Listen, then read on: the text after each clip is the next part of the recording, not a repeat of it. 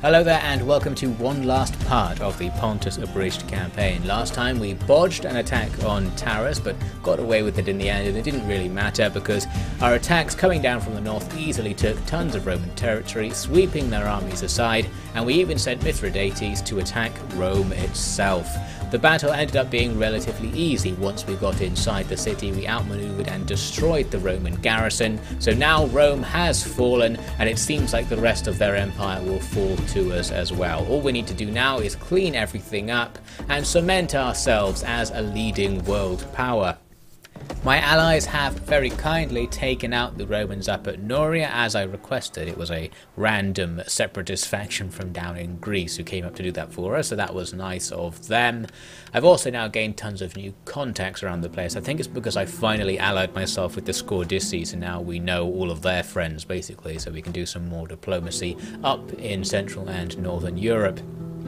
Now what I actually want to do at the moment is go and fight the Romans near Medlan. You can see they're besieging the Insubres, and I thought they may actually win that battle, so we'll send an army to deal with them. At the same time we can start moving into southern Italia, because as far as we know the Romans aren't going to stop us from doing this. A spy confirms that to be the case. They have no armies in southern Italia and the Carthaginians have Sicily, so really it's just all ours for the taking. I get a defensive alliance with the Carthaginians for free after a bit of negotiation, so that secures that front and gives us a very powerful ally in the Western Mediterranean.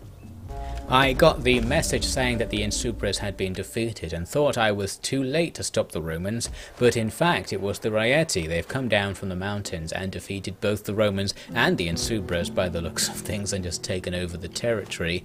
So that's interesting, saves me some work I suppose. Now though we'll need to see what they think of us. They didn't particularly like us, however, now that they boarded us we could trade with them, and as you may know our trade is worth a lot to anyone, so we can secure virtually any deal we want. I end up going with a defensive alliance, military access, and take all of their money, and that's going to satisfy me, and hopefully that means they're not going to attack us, and even if they do, we've got all their money, so we'll use that money to fund a war against them if we need to.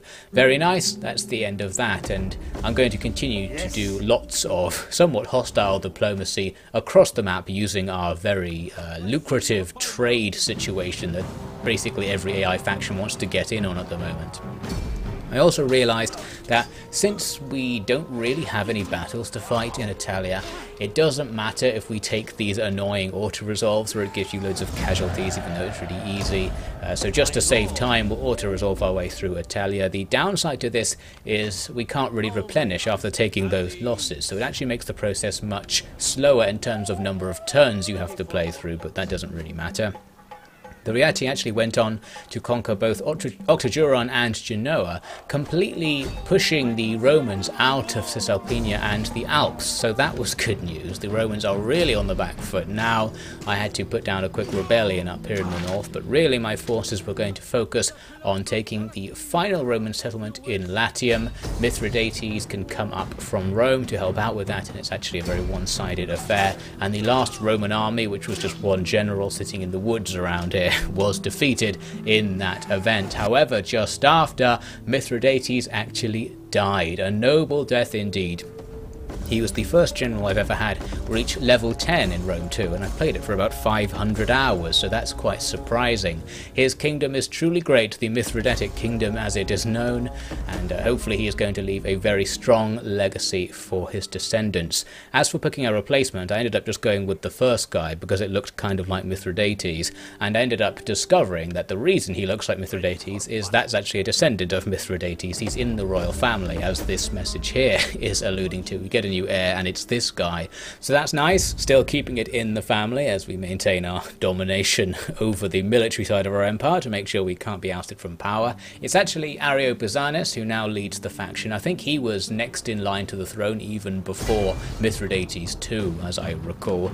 Anyway, with all that sorted, we'll just continue with our rampage to the south, using a fleet here to take Taras in honour of Mithridates too and the sacrifices he made to try and do this previously.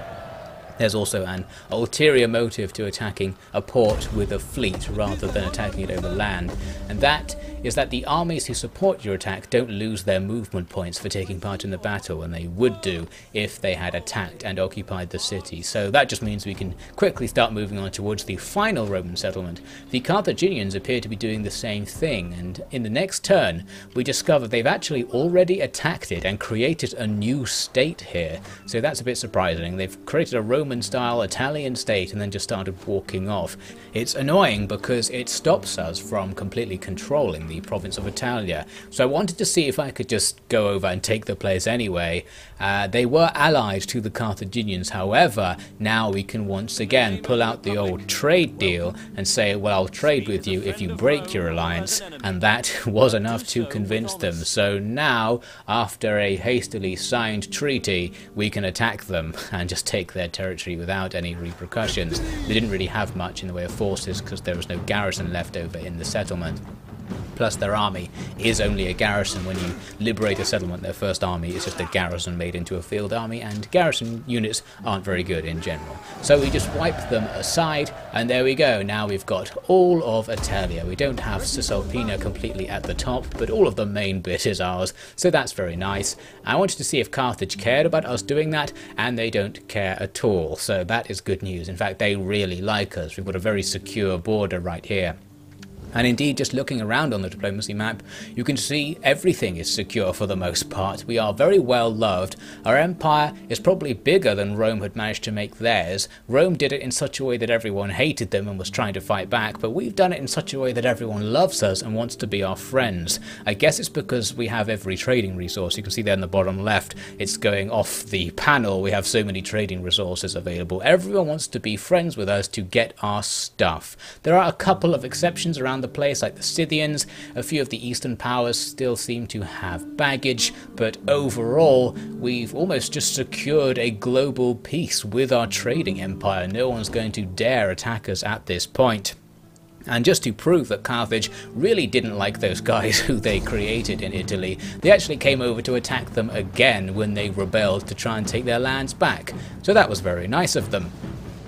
While doing some more aggressive diplomacy, I came upon a very nice trade deal. This one in particular went around towards the Atlantic outside of the Mediterranean, and that revealed to me loads of other factions that I could then also start trading with and also fleece for absolutely tons of money, and also improve our relationship with them through this as well. So that was all very nice. Now, I actually ended up completing the Chapter 5 objectives by accident. I think it's because I allied myself to the Raeti in a full military alliance, and your military allies count towards your victory provinces. So now we're in Chapter 6, which is basically defeat loads of factions, but I just wanted to see what the objectives were, to see what the developers perhaps intended for the player to be doing at this point in the campaign. And it's something like you should have conquered all of the Ptolemaic Empire and generally gone down and right rather than to the left. So we've messed that up, but it doesn't matter. I think our option was just as good, if not better. We've got lots of very wealthy territory by coming in this direction. Now, the Ptolemaic Empire was the power that could potentially threaten us because we weren't actually allied to them, and they do have a big border with us and a very annoying positioning for their territory. But to get an alliance with them, I had to not be allied to Athens, since they're at war with each other. So because of that, I decided it's finally time to actually go over and end our alliance with Athens so that we can improve our relations overall. Athens aren't very powerful, so no particular consequence to this. I also, at the same time as doing this, moved a couple of armies over to Greece in case we needed to end up going to war with them. We could go and liberate a new faction in Athens so that we have another ally there instead. But my plan to actually do that isn't going to work, unfortunately, because the Ptolemaic Empire in that very turn actually captured Athens. So that was the end of that. Even if I hadn't ended my military alliance with them, things would have come to a close one turn later anyway. So there we go. With that done, I was able to ally to the Ptolemaic Empire, and all was well. Our border is going to be even more secure than it was previously. Although, to be absolutely safe, I also needed to get good relations with the Seleucids. I had something like military access only before, so that's not an especially binding pact. I threw loads of money at them to get a defensive alliance, so now our position is very safe. This is several turns after the fall of Rome. I was wondering if people would stop liking us once Rome was sort of forgotten and they forgot the fact that I attacked the power that they hated, but because I got so many deals with them while they did like me, that improves our relations. So mostly people like us. These Iberians over here don't really like us, even though I'm supporting their war against random barbarians, and some of the barbarians, the Germanics and Celtic tribes don't really like us because we're trading with all of them and they're at war with each other. It annoys them, but not too much threat coming from them anyway. Now, to conclude the campaign, I wanted to force a final battle, so I've given Ariobarzanes this new elite army with all of our most reformed units, so we can go and essentially just see them in action, give something a go. I'm going to go after the Atropacan usurpers down here to the south, way over in the east of our empire, just because they don't like us and they're on their own, so they're a nice easy target, but they still have lots of troops, so it should be somewhat of a challenge. Getting an alliance there with Carthage, this I threw in just as a representation of the fact that I eventually allied with virtually everyone who bordered us. Because I was so rich, I could just buy all of these alliances, and that went very nicely. Now, I planned to night attack this one army in the fort, and then fight their other army and the garrison in a separate battle, but I forgot that Ariobarzanes can't do night attacks anymore because of that glitch much earlier in the series where our generals forgot all of their skills. So I actually didn't go for the attack I initially planned, and instead decided to walk backwards a bit and see if the two enemy armies would come for me. I thought that would be a reasonably difficult fight, not too hard, like attacking all three at once might actually be. The enemy asked for a peace treaty, so that's a good sign, but it wasn't what I wanted. I needed to fight them. However, because the game hates me getting my way, it turned out that they'd lost half their troops during that end turn sequence as well. I think the Seleucids, who they're also at war with, must have invaded at the exact same time that I did, so that's very poor luck. Now things are looking much easier and we really can just fight everything at once, and in fact it looks like it's going to be too easy. That's a shame, but after 1.5 hours of nearly eventless gameplay after the fall of Rome, I was frustrated, so I thought, let's just go with this. Let's fight this battle and just see how it goes and see how our elite units perform.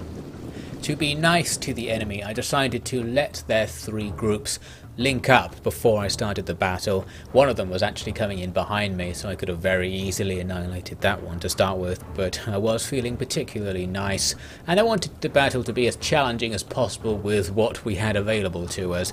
So sometime later we rejoined the fight when we formed up to face each other as whole armies, with the enemy having perhaps a bit of an advantage on the balance bar there. Their formation was mainly just a big long line of all of their various units, mostly spears, but they had a small secondary line also of spears, and then this interior section of the formation where they had a couple of units of cavalry in a very difficult to use position, not sure why they're actually there.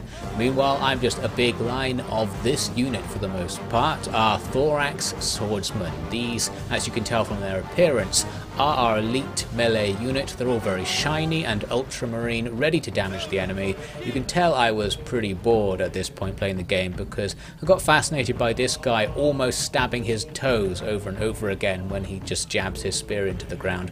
They're all having a great time, I'm sure. Now on the flanks I've got the spear version of that same unit, the thorax spear. The same thing, but they're armed with javelin and spear instead of javelin and sword. And behind them we have these guys, the Pontic Heavy Archers. It's an archer unit that's extremely expensive and has really high upkeep, but it also functions as a pretty decent melee unit, a fairly elite melee unit as well. I wanted to start the battle with a skirmish to try my archers out, but the enemy actually just started running at me after a while, so we're not going to have very much time exchanging arrows. They also sent some cav to attack towards my right flank, but you can see my right flank extended further to the right than they probably imagined because it was previously hidden, so they won't do too much going in that direction. I also noticed that the trees are two-dimensional after a certain point of zooming, and you can very much tell from above. I have a camera mod on, I think you're not supposed to see them from that angle. Anyway, on my far right I've assembled another new unit, the Thorax Lancers. These are essentially cataphracts of a Greek style. They're like the companion cavalry, a very powerful heavy shock cavalry unit. As enemy units begin to advance towards our main line, I'm hitting them with arrows from the heavy archers. I could, if I really wanted to, leave the heavy archers where they are and just receive this charge, since they are a melee unit with high armor values, but I'm going to pull them back because we have an even better option in the form of our thorax swords. So I'll let the enemy come onto our line here. They mess up their charge in this particular instance and the melee begins. We're going to have so much armor and melee defense that it's very unlikely they'll even be able to damage our units. We don't have the best melee attack, but still over time we'll be cutting through many of the lower quality enemy units that the enemy have here today, especially garrison units. Out on the right, my lancers are going to drive away the enemy cavalry that were threatening us over here. Bit of a shame to use the lancers for just being kited away, but we don't have to use all of them for that at least. I noticed that on my right I wasn't being attacked very much, and here's why. The enemy flanks have lots of Sparabara units, and the AI likes to use them as archers rather than melee units, so we're actually not being attacked at all along much of our line here. I was happy to just stand here and take the arrows, because with the trees, our shields and our armor, those arrows won't do very much and the enemy don't have much ammunition, so I was willing to just tank that for a bit and see what happened. We've got something similar happening on the other end of the line as the enemy try to shoot some of my spearmen, and there's just no real threat from this. They might kill a couple of our troops, perhaps some of the archers behind, but that's not going to change anything long term. Eventually we'll have to come in and take the unfavourable melees we're waiting for. On the right flank I started advancing forwards a bit to tempt them in, and once I got a tiny bit closer they did actually charge towards us. We do some very flimsy looking javelin attacks there that don't really do anything, and then the melee gets started, and now that everyone's nice and distracted, our lancers will start sneaking around behind the enemy's army to get into position, because of course we want to do some devastating wedge charges into the backs of the enemy blobs. The men I had chasing the enemy cav away from earlier managed to catch them. There's a nice deadly exchange as both sides charge into each other, which does lots of damage. This is the enemy commander, I think, so it's not the easiest unit to fight, especially for a shock cavalry unit in melee, but they kept trying to escape and that allowed us to run them down pretty easily, and I think we killed the general out there. At the same time, the other companion cav style guys will be just rampaging through the enemy's lighter troops, going to have no problem at all dealing with archers even after the charge stops. Our guys are very heavily armoured and well equipped, so we'll just annihilate everything and clear up some nice spaces. Try to do a charge here into the flank of a unit already engaged, but the fact they're in a forest seems to block most of our charge, unfortunately. Still, plenty of other opportunities. Back up outside the forest, the main fighting has sort of come to a slowdown because the enemy have formed lots of phalanxes, which are difficult to kill from the front, but of course we'll be behind them soon enough. They're also bringing in reinforcements. They had more than 40 units available, so a few extra units are now coming onto the field, and they're going to catch my lancers in a tiny bit of a difficult situation because I can't really escape from these new cav coming in. Here's a nice rear charge to try and start to deal with these phalanxes. We just break them up entirely by slamming in wedge formation, and once the enemy are out of formation they'll be absolutely slaughtered, and they do just rout at that point anyway. So we can do that as many times as we want really. The battle is progressing nice and slowly, so plenty of time to micro all of the cycle charges we need to just get rid of unit after unit. Here's that Lancer cav unit that got caught by the enemy's new cav. That's a bit of a shame. They may struggle in that fight, but again, because they're just such an elite unit in general, it's not going to be the end of the world. They may lose a few men, but they'll hold their position, and as they do, we'll just deal with the rest of the enemy army here. A couple of units of Sparabara take a nice charge. They did not get destroyed by it, as I imagined they would be. The charge doesn't have the penetration that I expected from a cataphractish unit, but still it does the job. The elite Sparabara units are kind of annoying to get rid of because they fight down to really low numbers of troops due to their high morale, but they'll go eventually, of course. We can also use our heavy archers once they were out of ammo as a rear attacking force. They can put up a pretty competent charge and demoralize the enemy with this attack, and this starts to clear things up at the main part of the fight. The enemy's big blob all just routs and starts shattering, and now they're going to be completely destroyed. You can see the balance bars now super far in our favour. We've taken out most of their infantry now. Victory is going to be guaranteed, and the losses inflicted against our troops who were fighting here are very low indeed. More lancers trying to counter an enemy charge there. A nice deadly move really just doing it to see how it goes rather than out of necessity, because we could easily move spearmen to attack the cav if we wanted. And I've got more lancers coming back from the battle with the enemy's general. And the remarkable thing here was that they ran across the entire battlefield chasing that guy, beat him in the melee, chased him again while he routed, and then ran all the way back over to the fight, and they're only down to tired. They have extreme stamina, these guys, which is perfect for a charging-based unit. So that is good to see, and they're just going to wipe out a couple of light infantry units over there. Meanwhile, we're finally surrounding and destroying the last couple of enemy infantry units that were still fighting back in the main engagement in the forest. Just more very reluctant Sparrowbarrow who finally realised they're defeated at this point, and that's the end of the fight. So a relatively easy win. We actually barely lost anything at all, and we're going to be capturing the territory from the Atropatkan usurpers. Just a nice little experimental battle there that proved that our late game decent units are very good indeed, and probably could conquer us a lot more of the world if we were feeling so aggressive. But it is a new age of peace after the passing of the great Mithridates, I think. Just a few casualties among most of the units are lancers there taking a bit of damage, mostly due to the fact I was charging them into other cavalry, which is pretty deadly. But overall, I think we probably could have actually won that more difficult battle that I shied away from earlier. Oh well. Now, our old neighbour Atropatkan was now within range of our holy trading deals, so I can make sure we get good relations with them. And they're actually now a satrapy of the Seleucid Empire, who we have good relations with. So hopefully our old enemy there won't get up to any antics. With that done, I just wanted to show you the state of the world as things come to a close here in this campaign. We're dominating the centre of the map. We're probably the biggest empire. There are some other empires that are pretty big, like the Seleucids, the Ptolemaics and the Scordisci, but they have far fewer regions than us. They just own lots of places or settlements that have big territories around them, not necessarily anything in them. And here's the diplomatic state. You can see we're just allied to everything around us. This is the centre of world peace, essentially. The Mithridatic kingdom has secured a very stable world situation right there, and as we can see from the public order, everyone's very happy to be a part of the Mithridatic kingdom. No rebellions due to happen anytime soon. Very good news. We've just done the opposite of the Roman Empire, as I mentioned. We've made the perfect empire that everyone loves.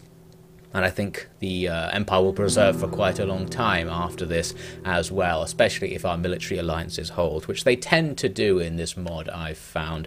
So that is going to be the end for this campaign. I am going to leave it here. As for what I end up replacing this series with, I'm not really sure. There was quite a lot of support when I asked a while ago about doing an XCOM 2 abridged commentary, which I would really like to do. But I've actually just finished playing it for myself, so I was thinking if I started it again immediately, it might be a bit boring to just play through the game again, because it's quite linear, perhaps more so than the other XCOM or the original one. What I'd like to do with that series is make a custom mod that will make the game run faster by increasing hit chances and damage and things like that, so that I could actually make a series that isn't really long, because you have to play the whole thing really. It doesn't have a natural stopping point like Total War, where you get to a point when you have effectively won even if you haven't met the victory conditions. I have actually in this campaign pretty much met the victory conditions. There's one condition I'm missing, which I think was conquering somewhere off to the east. Can't quite remember what it was. But I have exceeded most of the victory conditions actually already just by doing what I've done now, because your allies contribute to your victory conditions. Allying to everyone is a pretty easy way to finish the game. Anyway, if you do want some more Divide et Impera action, and it is actually pronounced Divide et Impera, by the way, it's just that one of the developers I spoke to pronounced it Divide, and I've done so ever since. Anyway, if you want some more of that, I was thinking of doing the Marcomannos campaign in Imperia Augusta. That's the campaign mode where you start at the height of the Roman Empire, and the Romans are just everywhere, and I was going to play as the Marcomannos, who are the Germans on the border with the Romans, and just see if we can go right into the empire and try and just bring them down as a little challenge. Not really sure how that would work, because I've never tried it myself, but that was something that came quite high in the recent NLP vote and was the highest thing from Rome 2, so let me know if you'd be interested in that. I'm probably going to spam out a few more Cherokee episodes, just doing 2 a week for a bit while I work out what's going on, and the vague plan will be to do either just completely finish the Cherokee by spamming it all the way to an end, or bring in something to replace this, like the Marcomannos campaign, and then once that's done, come back to the XCOM 2 idea and get that going. Hopefully it will be ready by then. So that's my vague plan. Do throw all of your suggestions and such in the comments, and I'll wait till this video comes out before I make the decision so that I can see if there's any sort of rough consensus of preferences and can react to that, etc, etc. So that is it, I think. Thank you very much for watching the Rise of Pontus.